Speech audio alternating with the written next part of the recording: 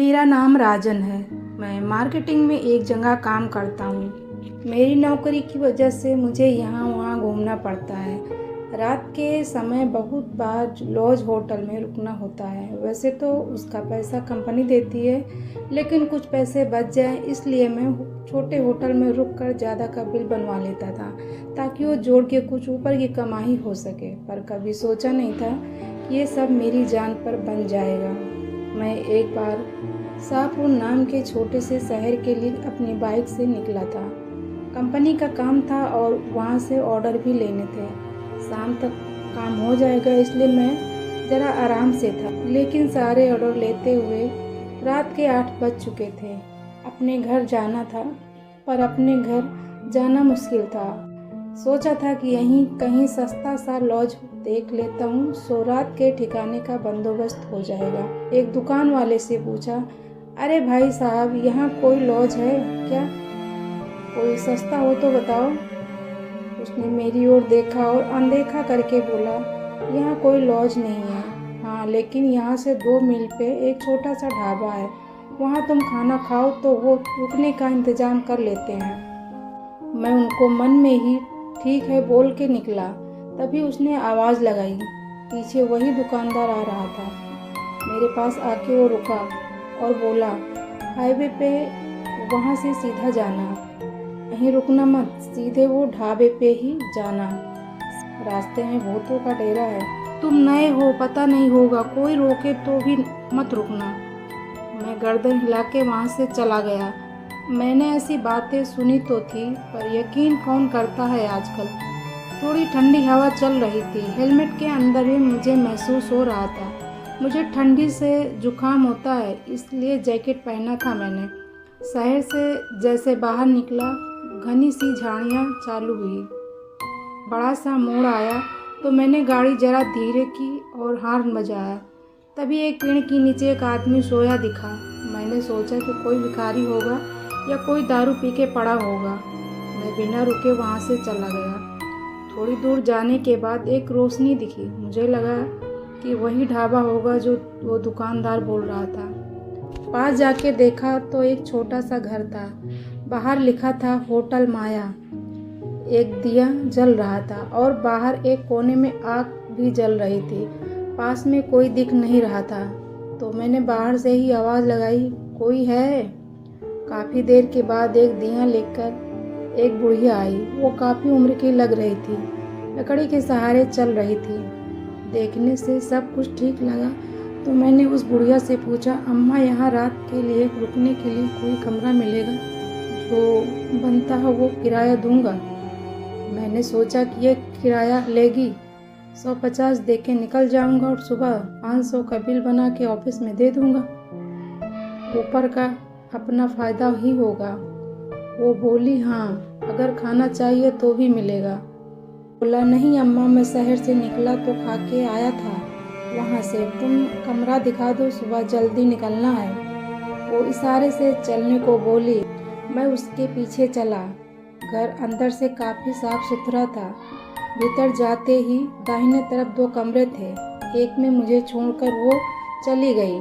मैं भी थका हुआ था, थोड़े बिस्किट खा लिए और साथ में लाया पानी पी के खटिया पे लेट गया।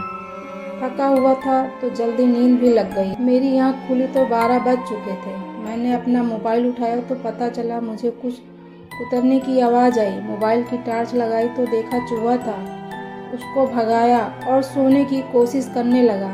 तभी बाहर से रोने की आवाज़ आई और साथ में कुछ तोड़ने की। मैं ज़रा चौंक सा गया। मोबाइल लेके मैं दरवाजे के पास गया। आवाज़ बाहर से आ रही थी।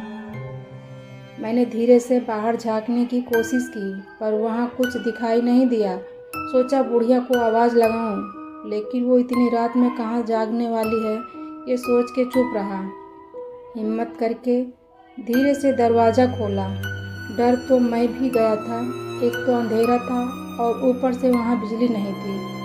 आवाज़ बाजू के कमरे से आ रही थी। मैंने अंदर झांकने की कोशिश की, पर कुछ देख नहीं पाया, क्योंकि रोने की आवाज़ औरत की थी। मैंने दरवाज़ा खटखटाया। एक झटके से दरवाज़ा खुल गया। मेरी धड़कनें एकदम तेज हो गई। अंदर पूरा अंधेरा था। कोने में एक दिया जल रहा था। उसकी रोशनी में वो बुढ़िया बैठी थी। अभी वो बुढ़िया बहुत ही भयानक दिख रही थी। वो मेरी ही तरफ अपनी लाल आंखों से देख रही थी। मैंने जैसे मोबाइल का टॉर्च पूरे कमरे में घुमाया, मैं चकरा गया। एक आदमी सफ़ेद कपड़े पहने था, पूरे कपड़े खून से रंगे हुए थे और वो लकड़ी के लट्ठे कुछ काट रहा था। ये वही आदमी था जो मुझे रास्ते पे पड़ा दिखा था। वो किसी औरत को काट रहा था और वही दर्द की आवाज़ से वो रो रही थी।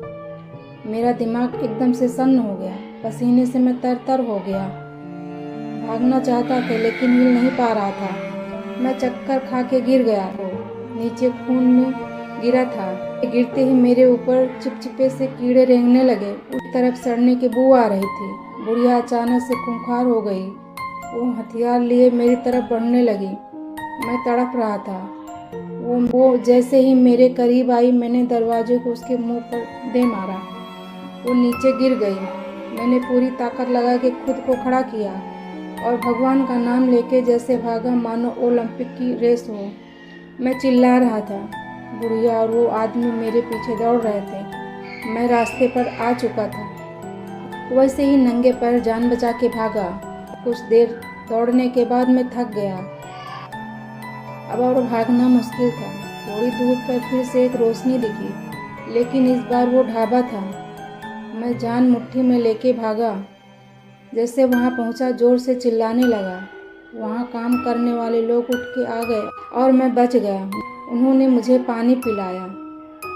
तब मेरी जान में जान आई। सारी हकीकत बताने पर एक आदमी बोला, बेटा तेरी तकदीर में ज़िंदगी लिखी है, इसलिए बच गया तू। ये सालों से चलता आया है। वहाँ जो भी फंसा कभी वापस नहीं आया। वो होटल सबको नहीं दिखता, स्थापित होटल है वो, लेकिन जिसको दिखता है वो वहाँ फंसता है और उन खूनी पिशाचों का शिकार हो जाता है। शायद भगवान तेरे साथ है, तुझे ज़िंदगी मिली है। रात को मैं वहीं ढाबे पर रुक गया। सुबह होते ही उन्हीं के साथ मैं अपनी बाइक और सामान तलाश करने उसी जगह पर गए। मेरी बाइक वहीं थी, मेरा सामान भी था, लेकिन वो खूनी होटल नहीं था। पूरी जगह सूनी थी। लग रहा था कि कुछ था ही नहीं यहाँ। वो एक श्रापित होटल था। मैंने वहीं काम करने वालों से सुना था, कई लोगों की जान ली थी उस होटल ने।